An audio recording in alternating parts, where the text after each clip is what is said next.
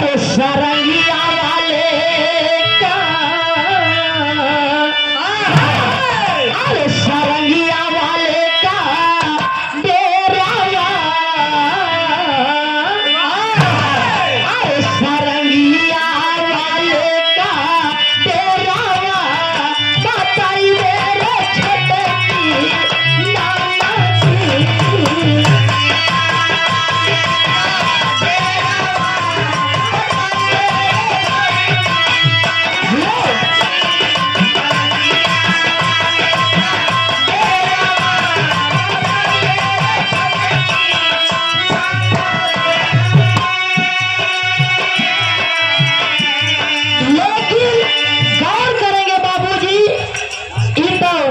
गीत के लाइन रहा लेकिन ये बिटिया सबको जाते हैं कहे का वहाँ गीता नगर है ना ई धरती पे, एक जन ई धरती पे बाबू हर जगह जितने भी प्राणी जितने भी जीव जंतु जन्म लिए हैं हाँ दरोगा सबको एक ना एक दिन इस धरती को छोड़ करके जाना है।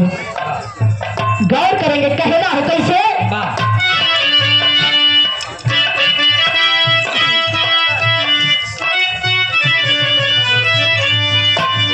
अरे चारे बिना के बासेरावा,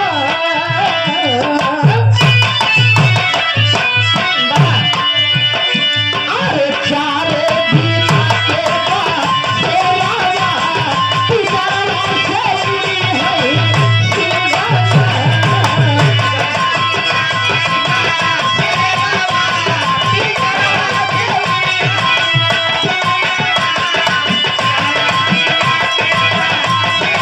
बाबू क्या है?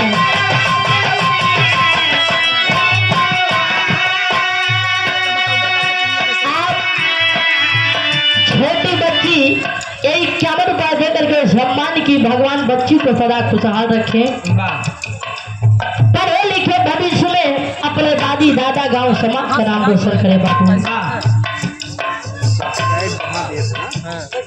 आप भैया सूरज पाल कछोटा के धरती से 101 रुपया दे करके आप सम्मान किए, बहुत बहुत प्रणाम हो। कहना है कैसे, अरे चारे बिना के बासेरावा, पिसारा से उड़ी है सुगावा।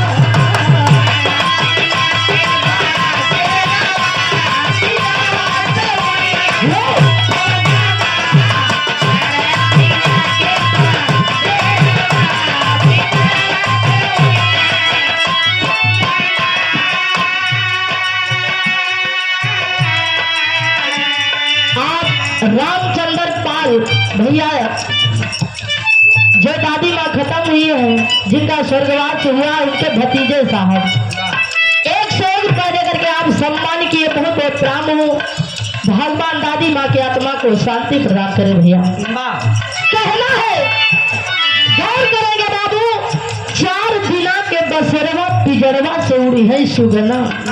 इस जिंदगी 4 दिन का बा, इसमें चाहे केवल अत्याचार कर ले, चाहे पुण्य कमा ले, नाम कमा ले। भैया कहना हो कैसे,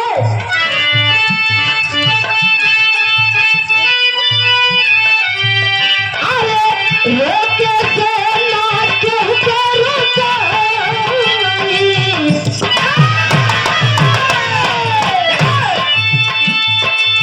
रोके से ना केहू के रोकाई, सही आया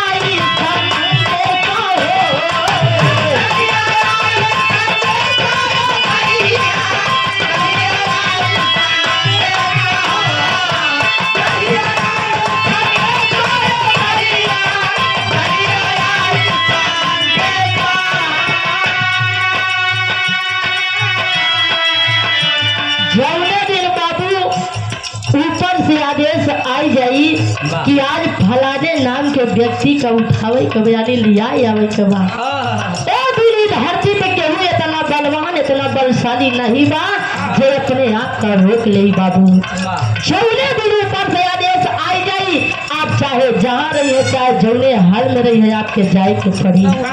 कहना हो कैसे, रोके से ना केहू के रोकाई,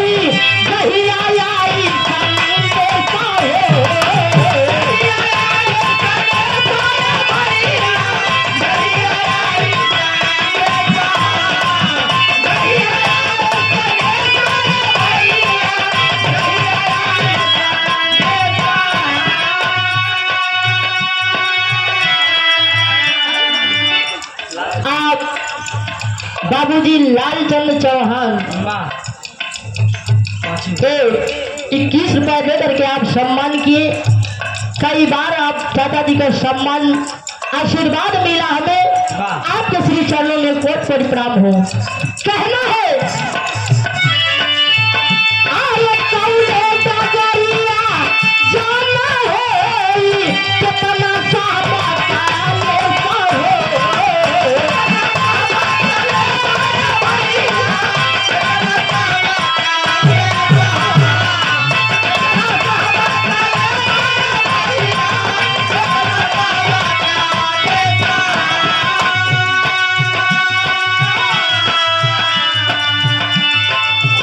अरे छोटी माया के तेरा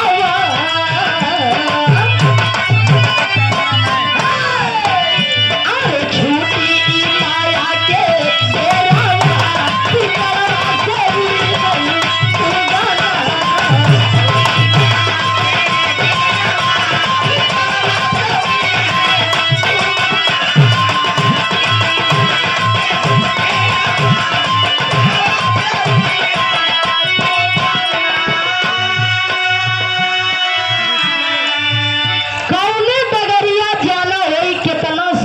कलेश हो।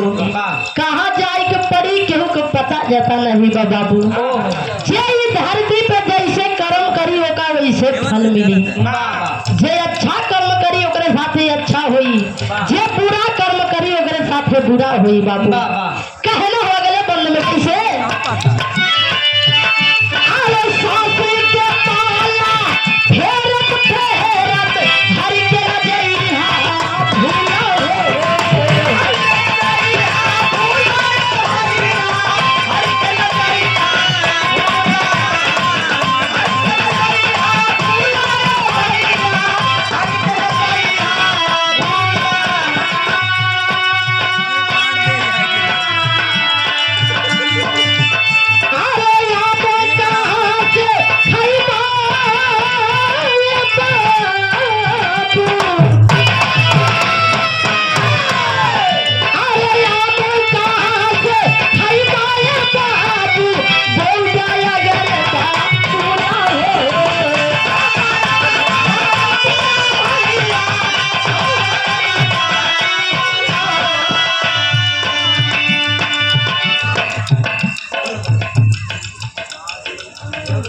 फेसबुक से निकाल लेता है।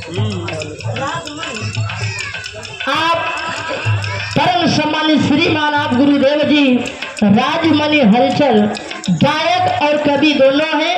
आप गुरुदेव जी के द्वारा बिटिया के आशीर्वाद मिला।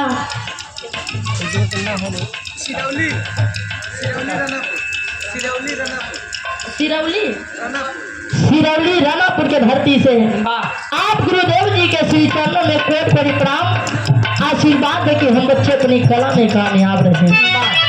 कहना है अरे आप कहाँ से खरीदाया भैया बोल जाया गरबा पूरा हो।